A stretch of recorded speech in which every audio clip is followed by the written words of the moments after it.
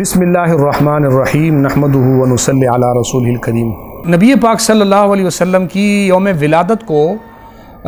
عید کہنا، کیا اس کا اسلام میں کوئی تصور ہے یا نہیں؟ دوسرے نمبر پہ میں نے آپ کو بتایا کہ میلاد نبی پاک صلی اللہ علیہ وسلم کے دن پر عید کا اطلاق یہ کن سے کروایا گیا؟ یہ دو چیزیں۔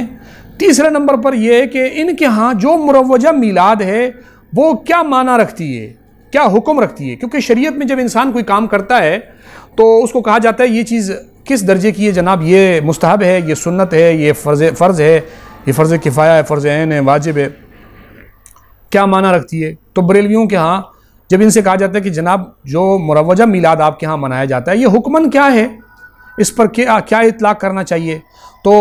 ان کے ہاں آج تک اس بات پر اتفاق نہیں ہوا۔ خطیب جب تقریر کرتا ہے تو تقریر میں وہ اس کو ایمان قرار دیتا ہے، نہ کرنے والوں کو وہابی اور گستاخ قرار دیتا ہے، اور جب اسی خطیب کو کان سے پکڑ کر نیچے اتارا جاتا ہے ممبر سے اور اس کو مناظرے کی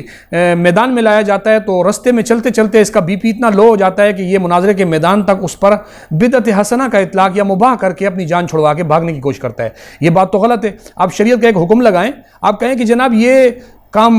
کام فرض ہے تو پھر اس پر فرض کے دلائل دیں، آپ یہ کہتے ہیں یہ کام واجب ہے تو اس پر واجب ہونے کے دلائل دیں، آپ کہتے ہیں یہ کام سنت ہے تو پھر سنت کے دلائل دیں، کیونکہ یہ ساری چیزیں احکامات شرعیہ ہیں،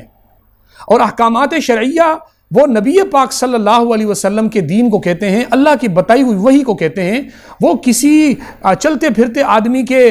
باتوں کو نہیں کہتے۔ حضرت امام ربانی رحمۃ اللہ علیہ نے مکتوبات میں لکھا ہے، جب حضرت کے سامنے کسی نے بات پیش کی کسی بزرگ کی تو آپ نے فرمایا دیکھو ہم نے ابن عربی کا دین لے کر نہیں چلنا، ہم نے محمد عربی صلی اللہ علیہ وسلم کے دین کو لے کے چلنا ہے۔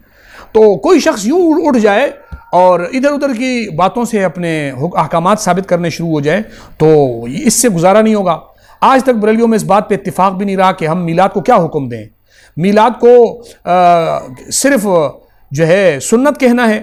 جال حق کے اندر مفتی احمد یار خان گجراتی نے میلاد کو سنت الہیہ، سنت انبیاء، سنت ملائکہ، سنت رسول، سنت صحابہ اکرام، سنت سلف صالحین اور عام مسلمانوں کا معمول یہ حکم لگایا۔ اسی طریقے سے کتاب مواعظ رضویہ صفحہ نمبر 55 وہاں پہ اس کو سنت الہیہ کہا، مواعظ رضویہ میں صفحہ 58 پہ اس کو میلاد کو سنت مصطفیٰ کہا۔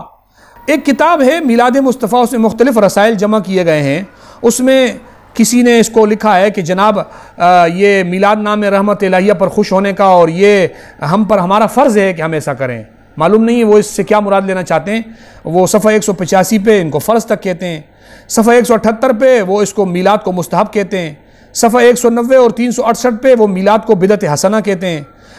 صفحہ 136 پہ واجب کہتے ہیں، صفحہ 176 پر وہ اس کو صحابہ کی سنت کہتے ہیں، صفحہ 353 پہ اس کو فرض عین کہتے ہیں، اسی طریقے سے صفحہ 178 میں وہ اس کو مستحب لغیری ہی کہتے ہیں۔ ایک اور مصنف ہے صراط الابرار، ان کی کتاب ہے، وہ اس میں جناب وہ کہتے ہیں کہ نہ یہ فرض ہے نہ واجب ہے، صفحہ 47 کے اوپر وہ کہتے ہیں یہ فرض اور واجب نہیں ہے۔ انوار آفتاب صداقت کتاب چھپی ہے، اس کے اوپر لکھا ہے یہ فرض کفایہ ہے۔ انوار ساتیہ بریلویوں کی کتاب ہے، اس میں انہوں نے جناب کہہ دیا کہ پس واجب کر دیا اللہ تعالیٰ نے فرحت ولادت صلی اللہ علیہ وسلم کو، وہ واجب کہتے ہیں۔ تو اسی طریقے سے علم القرآن میں مفتی احمد یار خان گجراتی صفحہ 51 پہ وہ کہتے ہیں کہ یہ جناب نبی پاک صلی اللہ علیہ وسلم کے زمانے کے بعد ایجاد ہوئی ہیں۔ تو یوں کسی نے بدعت حسنہ کہا، کسی نے جناب مستحب کہا، کسی نے سنت کہا، کسی نے فرض عین، کسی نے فرض کفایہ، مختلف اطلاقات اس کے اوپر کیے ہیں۔ آج تک کوئی شخص اس پر کوئی ایک اطلاق کر کے دلیل دینے کی کوشش نہیں کرتا۔ قرآن سے دلیلیں لے کر آتے ہیں، قل بفضل اللہ وبرحمتہ فبذلک فلیفرحوا، کہ اللہ کی رحمتوں پر، اللہ کے فضل پہ خوش ہونا چاہیے۔ تو وہاں پر رحمت اور فضل سے پھر ایک متعین شے کر کے میلاد مراد لے کر پھر کہتے ہیں اس پر خوش ہونا واجب اور فرض ہے۔ حالانکہ اللہ کی رحمت صرف نبی پاک صلی اللہ علیہ وسلم کی ولادت نہیں ہے، میں نے جیسے آپ کو پہلے بھی بتایا ہے، نبی پاک صلی اللہ علیہ وسلم نے امت کے جو دعائیں کی ہیں وہ بھی اللہ کی رحمت ہی ہے۔ نبی پاک صلی اللہ علیہ وسلم کی ہجرت بھی رحمت ہے، آپ کی بعثت بھی رحمت ہے، آپ کی نبوت بھی رحمت ہے، آپ کی نماز بھی رحمت ہے، آپ کی معراج بھی رحمت ہے، آپ کی زندگی کا ہر عمل امت کے لیے، انسانیت کے لیے رحمت ہی رحمت ہے اور اللہ کا فضل ہے۔ اگر آپ یوں رحمت اور فضل پہ خوشیاں منانا اور ان کو فرض واجب کرنا، پھر اس پر ایک خوشی کا بھی ایک رواج اور رسم کے طور پر ایک طریقہ ایجاد کر کے آپ شروع کر دیں گے تو امت کو ایک بہت بڑی آپ مصیبت میں پھنسا دیں گے کہ وہ امت سوچے گی ہم جائیں تو کہاں جائیں، کریں تو کیا کریں، اس کو فرض واجب قرار دیا ہوا ہے یہ تو کرنا ضروری ہو گیا ہے۔ تو لہٰذا ان چیزوں کی اسلام نے اجازت نہیں دی کہ آپ خواہ مخواہ کسی چیز کو اپنے اوپر لازم قرار دے دیں.